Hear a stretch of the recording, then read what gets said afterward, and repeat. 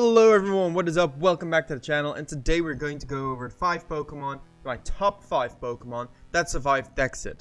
So in this video I'll be going over 5 Pokemon that make me very happy to still be in the games, and this is going to be a little bit more lighthearted than any real discussion. It's just going to be 5 Pokemon that I really enjoy in Sword and Shield and that I'm happy made the cut, and it'll be followed by a video on top 5 Pokemon that didn't make the cut that make me cry. First Pokemon, of course, is going to be Tyranitar. Now, Tyranitar is one of my favorite Pokemon. The way it looks, the way it feels when you throw it into battle, everything about Tyranitar is cool. And the fact that it's really good in OU really helps that. With Sandstream and a couple of its moves being very potent. Its Rock Dark typing really adding to that offensive pressure as it hits a lot of things super effectively.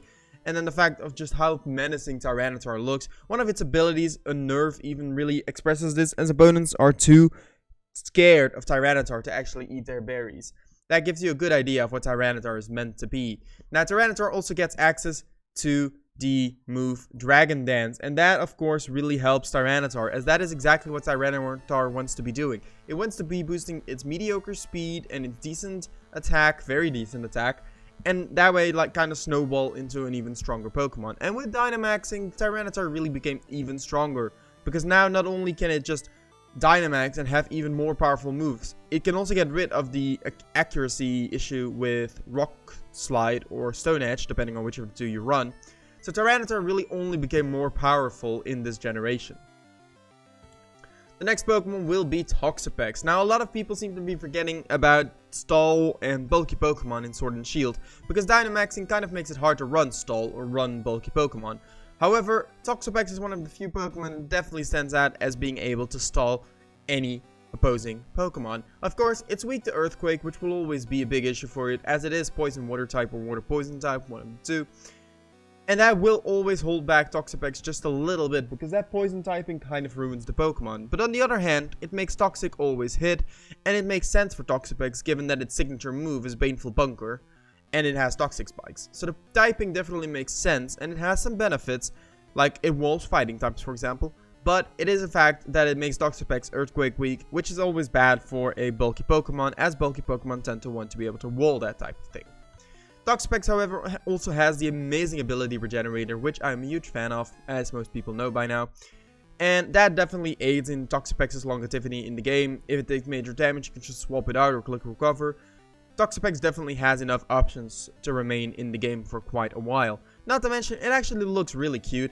Like, if you just look at the little thing inside the shell, it's actually just a little cute little creature.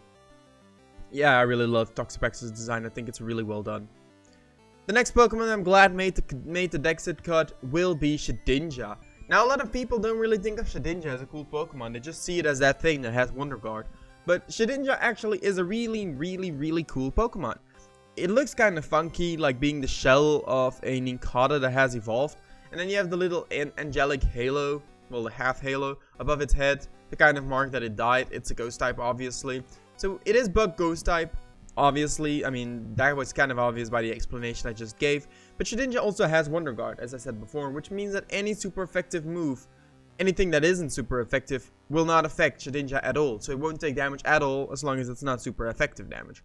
Of course, Shedinja only has 1 HP, so any super effective damage will instantly kill it, unless you have a Focus Sash. Or a Focus Band, in theory. Shedinja, of course, also has a nice little bit of lore behind it. Namely, in the Pokédex, it states that if you look at the hole in its back, it will actually steal your soul. Now, as a trainer that has used Shedinja quite a lot, I can't confirm that this is not true. But it is a nice little piece of lore in the Pokédex about Shedinja, making the Pokemon feel a little bit cooler. Other than that, Shedinja is just kind of a funky Pokemon. You can run it on stall, you can run it on a fence. It's always funny to sweep someone with Shedinja when they don't have an answer to it once their fire type, for example, has died and they don't have another super effective move. It doesn't happen a lot because most people will have good moves or will have, like, Stealth Rocks, obviously, for Shedinja. But, you know, those 1 or 2 times that you get the sweep with Shedinja, those are the most satisfying moments.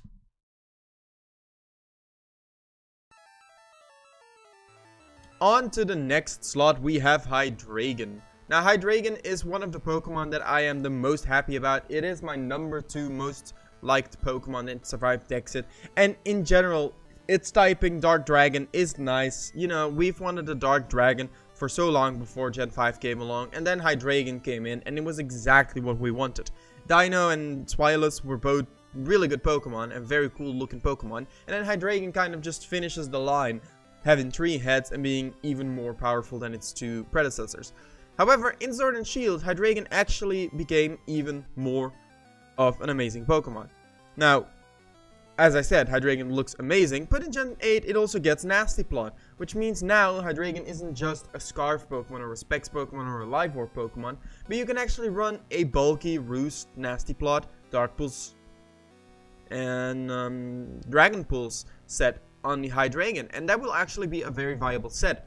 Now, another really funky set is that Hydragon does get Fly, which means that you can run Nasty Plot, Live Orb, Roost, and then Dynamax into Dynamax Hydragon, and go for the max Airstream off of a Fly, get the speed boost, and then you'll have the Dark Pulses or the Dragon Pulses, but I would go for Dark Pulse. You'll have the Dark Pulses at +1 speed with Nasty Plot access.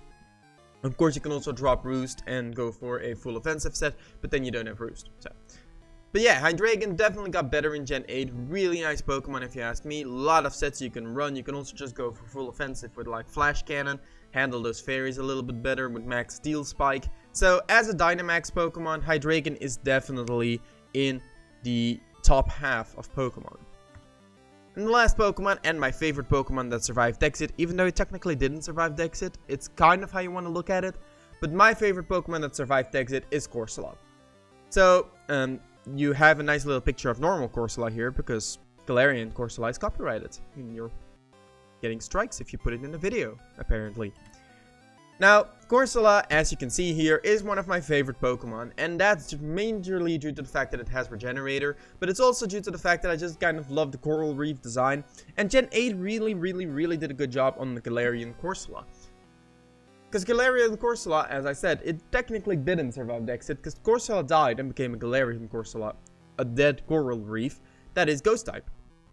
Now, this new Cressola form does not have Regenerator anymore, but it does have some of the best bulk in the game, with 60 HP, 100 defense, and 100 special defense, which kind of makes it an instant good pick for any Stall team that wants to run it, especially when you consider the fact that it also has Strength Sap, one of the best healing moves in the game, as it drains the opponent's attack and heals you by the same amount as their attack.